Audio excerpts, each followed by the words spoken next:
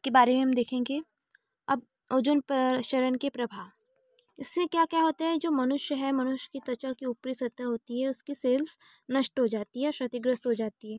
जहाँ कोशिकाएं क्षतिग्रस्त होती है उससे एक पदार्थ स्रावित होता है, उस पदार्थ का नाम होता है हिस्टामिन। हिस्टामिन पदार्थ स्रावित होता है, जिससे क्या होता है, शरीर की रोग प्रतिरोधक क्षमता समाप्त हो जाने से निमोनिया, ब्रोंकाइटिस, अल्सर नामक रोग हो जाते हैं। जो ओजोन स्तर है, इसके क्षरण के कारण सूर्य से आने वाली जो पराबैंगनी किरणें हैं, इनके प्रभाव से त्वचा का कैंसर हो जाता है। ओजोन स्तर के क्षरण से आनुवंशिक विसंगतियां, विकृतियां, चिरकालिता रोग उत्पन्न हो जाते हैं।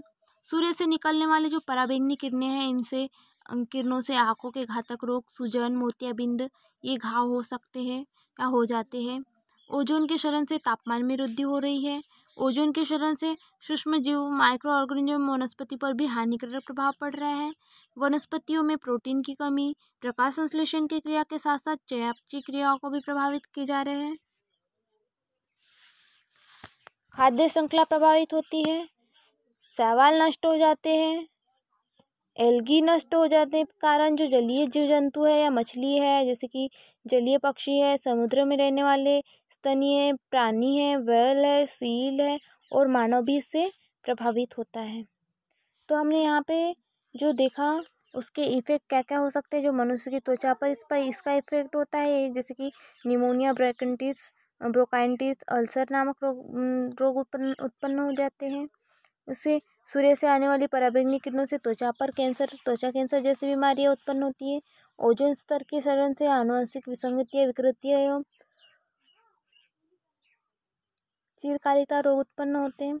जो सूर्य से निकलने वाली पराबैंगनी किरणें हैं, इनसे आंखों के घातक रोग, सूजन, मोतियाबिंद आदि घाव हो जाते हैं। ओजोन के क्षरण के कारण तापमान में वृद्धि हो रही है। ओजोन परत क्षरण के कारण माइक्रो ऑर्गेनिज्म, वनस्पति पर हानिकारक प्रभाव पड़ रहा है। वनस्पतियों में प्रोटीन की कमी, प्रकाश संश्लेषण के साथ साथ चयापचय क्रियाएं भी प्रभावित होती है। खाद्य श्रृंखला प्रभावित होती है। उत्पादक शैवाल नष्ट हो जाते हैं। एल्गी के नष्ट हो जाने से जलीय जीव में, जलीय पक्षी, समुद्र में रहने वाले, इन पर प्रभाव पड़ता है। अब हम देखते हैं efforts of control ozone depletion. Ozone स्तर क्षरण पर नियंत्रण के प्रयास। हम ओजोन जो है इफेक्ट ऑफ इसके जो नियंत्रण के प्रयास है वो क्या क्या है। देखो, सबसे पहले सर्वप्रथम 1974 में प्रो शेरवुड, रॉलैंड, इनने ओजोन क्षरण की ओर ध्यान आकर्षित करने के पश्चात CFC एवं हेलोन यौगिकों पर प्रतिबंध की मांग की। फिर इसके बाद 1985 में ओजोन स्तर के क्षय रोकने के लिए वियना के प्रथम भूमंडलीय संगोष्ठी का आयोजन किया, जिसमें CFC के उत्पादन एवं हैलोजन गैस की खपत समाप्त करने के विषय संबंधी चर्चा हुई। फिर उसके बाद 1987 में कनाडा के मॉन्ट्रियल शहर में महत्वपूर्ण अंतर्राष्ट्रीय संगोष्ठी का आयोजन हुआ, जिसमें CFC चरणबद्ध रूप से नियंत्रित करना एवं CFC का उत्पादन वर्ष 1998 तक दर 50% कम करना आदि विषयों पर निर्णय लिया गया। फिर 1990 में ओजोन स्तर सुरक्षा के नाम से लंदन में एक संगोष्ठी आयोजित हुई, जिसमें सभी देशों को CFC रहित करना है। फिर उसके बाद 1992 में कोपेनहेगन में आयोजित संगोष्ठी में यह निर्णय लिया गया कि जो CFC है, इसका उपयोग पूर्णतः बंद कर दिया जाए। उपरोक्त संगोष्ठियों के निर्णय के उपरांत वैज्ञानिकों का विकास के लिए यह कहना है कि मनुष्य अपनी संतुलित एवं सुरक्षित स्थिति में लौट पाएंगे या नहीं। तो इस प्रकार से ओजोन स्तर क्षरण पर नियंत्रण के प्रयास किए गए और इसके प्रयास जारी है।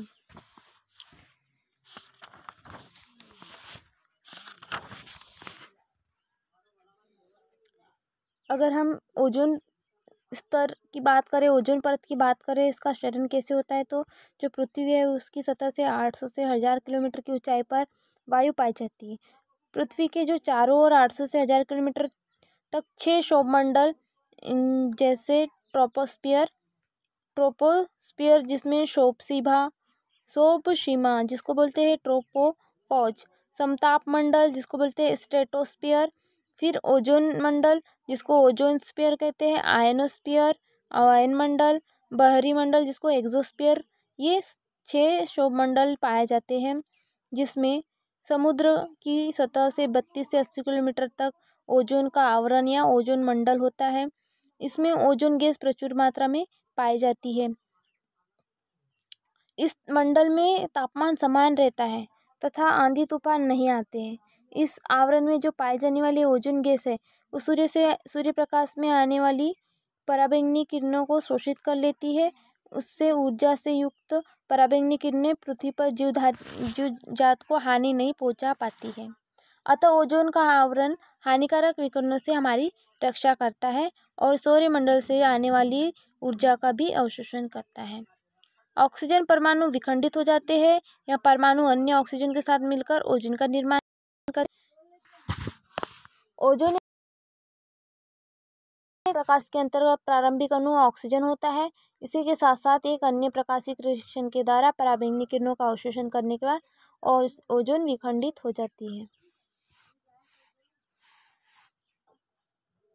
जो वर्तमान में पृथ्वी पर तीव्र गति से औद्योगिकरण एवं शहरीकरण के कारण एक समस्या उत्पन्न हो गई है, क्योंकि जो आवरण कवच है वो घातक पराबैंगनी किरणों से ऊर्जा से मानव की रक्षा करता है।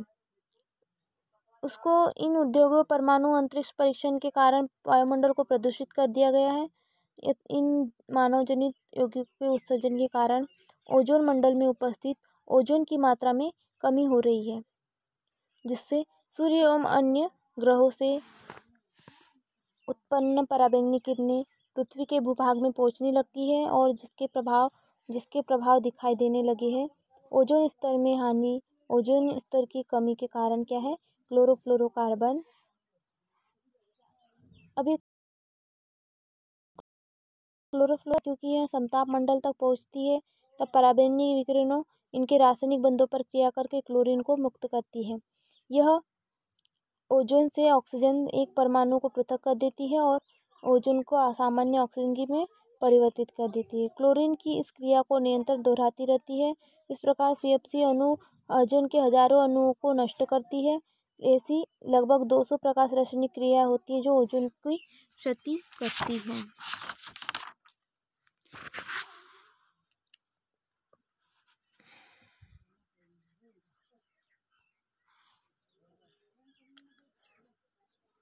CFC का जो प्रभाव है वो CO2 के अणु से 10,000 गुना अधिक प्रभावी होता है। जो भूमंडल तापमान करता है यह जलवायु को 20% तापमान के लिए उत्तरदायी होता है। यह प्रतिशत धीरे धीरे बढ़ रहा है और CFC का गैस ओजोन गैस की क्षति के लिए उत्तरदायी है। 1973 में जो ओजोन विघटन में क्लोरीन के उत्प्रेरक के रूप में जो कार्य के रूप में जो दर्शाया गया था, तब ऐसा विश्वास हो गया था कि जो इतनी प्रमुख खास नहीं है, किंतु क्योंकि वायुमंडल की जो ऊपरी सतह है वह स्वतंत्र मुक्त क्लोरीन परमाणु के लिए कोई भी स्रोत ज्ञात नहीं है। बाद में दर्शाया गया कि जो हेलोजन युक्त मीथेन उत्पन्न क्लोरीन के स्रोत ई के रूप में कार्य करते हैं। CFC, Cl3, CF2, Cl2 यौगिकों की प्रतिशक जिसको बोलते हैं रेफ्रिजरेंट एवं एरोसोल के रूप में उपयोग होकर विघटित कर क्लोरीन परमाणु बनाते हैं। यह पराबैंगनी विकिरणों को 2000 एंगस्ट्रॉम पर अनावृत करते हैं।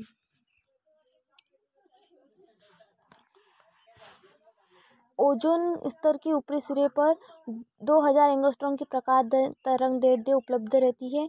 जो CFCl3, CF2, Cl2 की मात्रा इस ऊंचाई पर उपलब्ध रहती है। यह क्रिया निरंतर चलती रहती है। बर्फ के छोटे टुकड़े शीत ऋतु में क्लोरीन को क्लोरीन मोनोऑक्साइड में परिवर्तित करने में सहायता करते हैं, जो कि एक उत्प्रेरक यौगिकों के रूप में व्यवहार करता है। क्लोरीन मोनोऑक्साइड नवजात ऑक्सीजन से विघटन से बनती है। अभिक्रिया कर क्लोरीन में परिवर्तित हो जाती है और क्लोरीन मोनोऑक्साइड समतापीय मंडल के ऊपर भी की ओर उठती है। इस प्रकार जो ओजोन है, ओजोन परत के क्षरण हो रहा है, इसे ओजोन होल कहते हैं। Thank you.